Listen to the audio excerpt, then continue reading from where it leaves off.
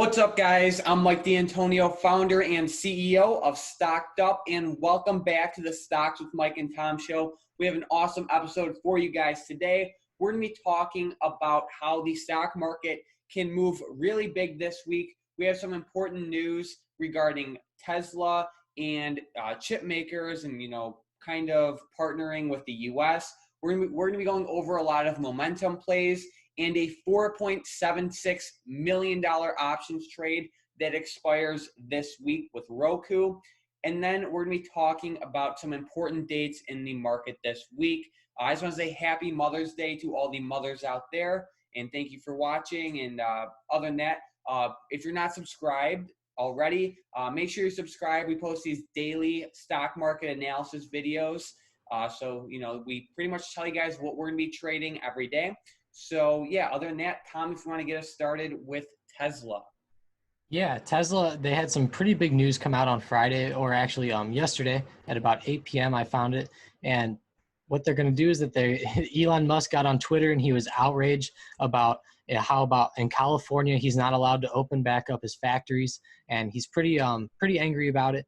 And he's really looking at moving his factories to either Texas or Nevada, because obviously they're going to have less restrictions than California has, because as we all know, California has quite a bit of restrictions on larger businesses out there. They have higher taxes and just way more regulations. And this is just one scenario where it's going to cost Tesla millions of dollars because they're not able to open, maybe a month earlier or a couple weeks earlier.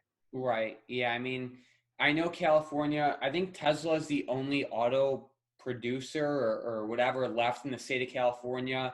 And, honestly, I'm very skeptical if Elon does decide to move his factory. I mean, doesn't he have like a gigafactory in California or something like that? I mean, those are like huge factories. So I think he does more than just the cars. He has the batteries also, and the solar panels. He has a lot of stuff. So so we'll see. But like I said, like Tom said, he was definitely looking at Texas and Nevada. So we'll see what happens. But on the bright side for Tesla, they do have reopening plans for the factory. They're trying to work out like a plan with the state and county to get their factory open. So we'll see what happens with that. But I'm curious to see how Tesla stock reacts to that, because like part of me says it could be negative, but another part of me says it could be good news. So especially in this market when we have the highest or the second highest unemployment rate ever, and the market jumps 500 points. News is really affecting stocks in a weird way nowadays. So we'll see what happens, but I'll definitely have my eye on Tesla. And then, Tom, if you want to tell us a little bit what's going on with semiconductor stocks. Yeah, so I just saw this article come out, and pretty much semiconductor stocks are looking at opening factories in the United States. The Trump administration has actually summoned people to go ahead and start talking with Intel and TSM, which is Taiwan Semiconductors. And they're just chip makers, and we're looking at opening more chip makers here in the United States. And while that's good for business and for chip makers, it's also going to be good for the United States, because now we can make chips here and we won't have to rely as much on China. Yeah, for sure. So it was what stock? So it was Intel and TSM, right? Yeah. Okay, yeah. So keep your eye on Intel and TSM. You would think that this affects them in a positive way. So yeah, and Intel is looking really good on the technicals right here. They're sitting right on the 100 SMA. And you can see they did bounce right off of it right here. And if they do end up coming up and breaking the high of about 62 or about 62.25, expect a pretty nice run up, to 64.66. So I would look for look for it to break those highs again, just another breakout trade. You could look for it to even break out the highs of Thursday right here at about $60. So it's going to be good news, and it should definitely make the stocks, both Intel, INTC, and TSM move. Yeah, for sure. And then, to take advantage of this catalyst, what you can do is like, obviously the simplest thing to do would to buy calls, but a safer move is if you just like sold a naked put, like on Intel, for example. So like, for example, with Intel, if we went to the options chain that expires in like, I don't know, July, right? And let's say you sold the 50 strike put, you'll get about $100 in premium for that. So In the best case scenario, you just keep your $100 in premium. But in the worst case scenario, you pick up 100 shares of Intel at $50 each, and you could just hold that long term. You know what I mean? So that's just another thing to keep in mind. You could just sell a naked put, and you could buy the shares at a really great price. So now on to the momentum plays for tomorrow. So we have Twitter, TWTR, Twitter, BYND, TMUS, ARCH, LULU, LVS, AMD, and AIG. So all of these stocks have a ton of momentum. I really like, they're all really good actually. So I'll definitely be watching LVS too, because I was trading that, I think it was 2 weeks ago. So I do have my eyes on LVS, but they're all great setups pretty much with all of these stocks. You just want them to break the high. So kind of how Tom has on his chart right now, you just want it to break that high. So Tom, if you could go to like an AIG chart real quick. Yep. Daily. So Tom already has a resistance point drawn. So what is the resistance at right now?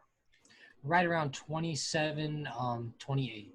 Okay, so 27 to 28. Okay, so let's say if AIG breaks $28 on Monday, then that would be a very bullish signal, and you can either buy the stock or buy calls or even sell puts. So, but the simple answer would to buy calls. So keep that in mind.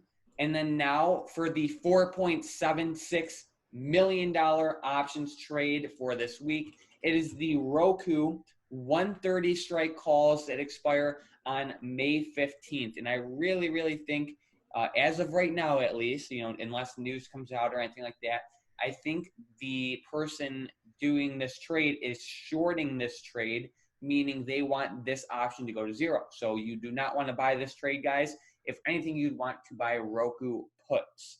Now, this is just a kind of like a guess that they're shorting this, but, considering that this option is about $4 out of the money, and then, the option expires this week, they're probably shorting Roku or shorting this option. So if you wanted to piggyback off the Roku 130 calls that expire on May 15th, you would want to buy puts on them, or you could just sell calls. Okay, so I hope that makes sense. Now we will answer the questions from the last podcast. We have Hunter with the first question saying, great video, guys. This unemployment is insane. Watch when the unemployment starts to go down. That's when the market will reverse. So, yeah, I mean, just kind of like we talked about earlier, how the news is kind of making the markets very weird. You'll see record unemployment and you'll see the market up 500 points. So I wouldn't be surprised. Iwu said, question for your seed analogy. Why do you hold when you are down 50% why do you hold when you lose over 50% profit or possibly 100% profit? Why not just sell and re-enter when there's a better opportunity to buy back in? So I'm a little bit confused on your question, but if I'm ever up like 100%, normally I'll just take the profits and just run away with them. However, if it's like a YOLO or like a lottery trade, then, I might hold longer. But if you're down, like, let's say like 50% in, like I said, I'm kind of confused on your question, but like, for example, let's say you're down 50%. This is what I think you're asking. If you're down 50%, I think you're saying, why not just sell and then re-enter like when the position falls more? Because with these weekly options, they're very, very, very volatile. So for example, you might be down 50% one day and the next day the stock like gaps up and then you're up 126%. So if you get out when you're down right there, you might miss the move. So I hope that makes sense. If I didn't answer your question, then just comment on this video and we will sort that out. Iwu also said, how far do you think the market is going to go up before there's a huge sell-off and we enter put city for a while? Or do you think that won't happen? Is the Fed unstoppable in terms of how much money they can pump? So nobody knows the exact time the market will sell off or if that even will happen.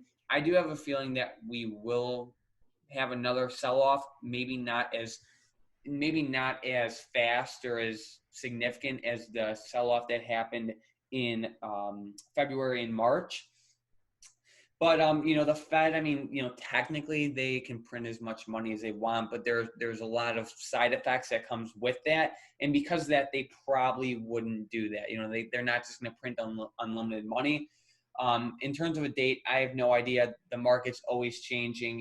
It's like kind of we have to wait and see for it.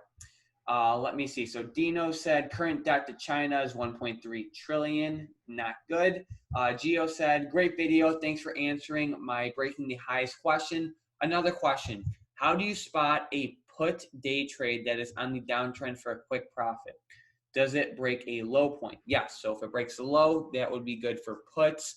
Also, like if you just like pull up I like 5-minute charts. If you just pull up like a 5-minute chart of like a well-known volatile stock like Boeing, Tesla, Beyond, just like a well-known volatile stock, like you could get like a good sense of trend direction right at the open. So if it starts to tank at open, you could just, buy puts like that. Or if it starts to like top off, kind of like Boeing did on the chart, like Tom's pointing out. And then Ronnie said, and Gio, you remember, there's never going to be 100% guaranteed way to know for sure, but you should be able to just use technical analysis and like simple support resistance to gauge that. So Ronnie said, great content, guys. I'm loving the double uploads. I know you guys use Thinkorswim, but do you guys use any other platform to trade? Also, another secret behind the unemployment is that most people are making more money on unemployment than at actual work. So tie that into the savings data. True. Also, with some employers are insisting workers go on unemployment just for the sake of making/saving money. So therefore, when the unemployment rates go down, so will the market. Right. Yeah, that's interesting insight. Really, I only used the algorithm, StockedUp algorithm on TradingView and Thinkorswim. I've used. And here's that. Yeah, so Tom's pointing that out. You can learn more about the StockedUp algorithm in the link in the description down below. But I've used a lot of different softwares like E-Trade, TradeStation. What is that other one? Ninja Trader. Yeah, Ninja Trader. I've used a lot of them. I like Thinkorswim and TradingView the best. Do you have any insight, Tom? Yeah, I definitely think that Thinkorswim is the best one for stocks. If you have over like $50,000 in your account or something, you could look at a different thing like a light speed trading or one of those special like day trading brokers that really specialize in day trading like Lightspeed. But other than that, yeah, Thinkorswim is definitely the best in the game because you can get futures, you can get options, you can get stocks, you can get bonds. You guys can get everything pretty much at TD, and it's perfect. And it's pretty much free. I know they do charge on options, but other than that, pretty much all the stock trades are free. So yeah, I know E-Trade's pretty competitive with Thinkorswim and TD Ameritrade too, but I just think that Thinkorswim has a much better platform and their customer support's a lot better in my opinion. Joe said, thank you for sharing your knowledge. Looking to sell PayPal, CMG, MAR calls, and an Apple put next week. KMB makes toilet paper, very similar to Procter & Gamble. That's good to know. What are your thoughts on trading currency? I've seen videos on YouTube of people making up to $100,000 a month. How's trading currency different than trading stocks? Also, do short calls on MELI and Shopify. So one of my mentors when I was first starting out, I had a meeting. I'm not going to name who it is, but this person is very, very, very well respected in the stock and options market. And one of the first things he ever said to me was he asked me if I traded currency/Forex, right? And he said if he did, he's going to walk out of the meeting and he won't talk to me at all. So that kind of stuck with me, and I never traded Forex or currency from that point. And I think a big reason that currency trading and Forex trading is just kind of like looked down upon by some of the bigger people I've talked to and me personally. It's like, it's not regulated. There's a lot of shady things that go on with trading currency. There are a lot of scams with currency trading. You know, not everything's a scam with it, but it's a very shady industry. There's no regulations. There's like 200-to-1 leverage, which isn't that good. You know, it's like it's good, but it's in a bad way. You know, and then also like for example, like with stock trading, like for example, it's much more. I don't want to say easier because it's not easy, but it's more like applicable. So like, for example, like, you know, when Amazon shot up 20%, so Tom, if you could pull up an Amazon chart, when Amazon shot up 20% in 1 week, a couple weeks ago, there was a reason behind that. You know, Amazon was making they were having a ton of sales. They were really benefiting from the pandemic, right? But when you're trading currencies, like you have to really, really look at, you know, macroeconomic factors. You know, we're not talking about Amazon, the company, or Apple or Microsoft or anything. We're talking about countries. You know, we're talking about like inflation rates and debt levels and all Trade agreements in the trade EU. agreement, you know, just a ton of complicated stuff that just makes trading even more confusing. So for many reasons, even other than all of what I just listed, I don't recommend trading currencies, but that's just my opinion. And now on to MELI. So Tom, if you could pull up a chart on MELI.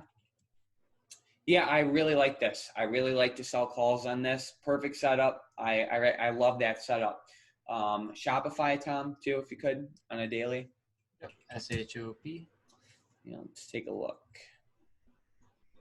Yeah, same thing. Really high as well. Yeah, love it. I love that trade. I'll also be looking to sell calls on W this week. So Tom, you can pull it up. W, TWLO. Those two for sure. And I was even thinking about, I got a couple call credit spreads on Apple. We'll see what happens though. You know, I have mixed feelings with Apple right now. And now yeah, I'm hoping that they trade between this range, but you never know with the way it's going right now. Yeah, we'll see what happens. We have OB saying, awesome video, guys. Can you talk about the Alibaba and IC Baba earnings are reported on May 14th, but I see NASDAQ as May 20th. Which one is correct? And I made Baba 210 calls from May 15th. Is it safe or did I go too far? Okay. So it looks like the May Baba, 14th. Okay, May 14th. And then he said, what was he saying? 210 calls for May 15th. That's pretty far out of the money. You know, I never trade earnings. It's one of the riskiest things you could do. It's a total shot in the dark. You know, like if they kill earnings, then you'll do good. But even if they're up on earnings, you can still lose. So you would really, really need them to really explode on earnings. So, you know, that's up to you. But the odds are not in your favor. We have Beast saying, how about PFE? PFE, Pfizer, huh? Yep.